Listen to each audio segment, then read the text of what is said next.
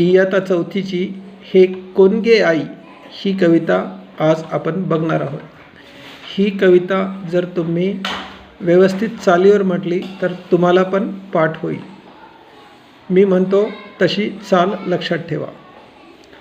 नदीच्या शेजारी गडाच्या खिंडारी झाडांच्या ओळीत वेळूंच्या जाळीत दिवसा दुपारी जांभळी अंधारी मोडके देऊळ त्यावरी पिंपळ कोण गे त्या ठाई राहते गे आई कोण गे त्या ठाई राहते गे आई कोण गे त्या ठाई राहते गे आई कोण गे त्या ठाई राहते गे आई.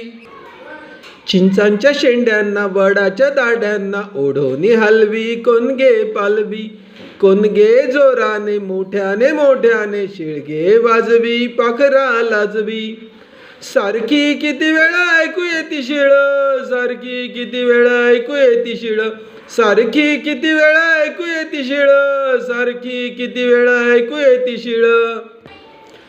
वाळली सोनेरी पाने गे चौफेरी मंडळ धरोनी नाचती ऐकोनी किती मी पाहिले इतकेची देखिले झाडांच्या सावल्या नदीत कापल्या हाका मी मारिल्या वाकोल्या ऐकिल्या हाका मी मारिल्या वाकोल्या ऐकिल्या हाका मी मारिल्या वाकोल्या ऐकिल्या हाका मी मारिल्या वाकोल्या ऐकिल्या.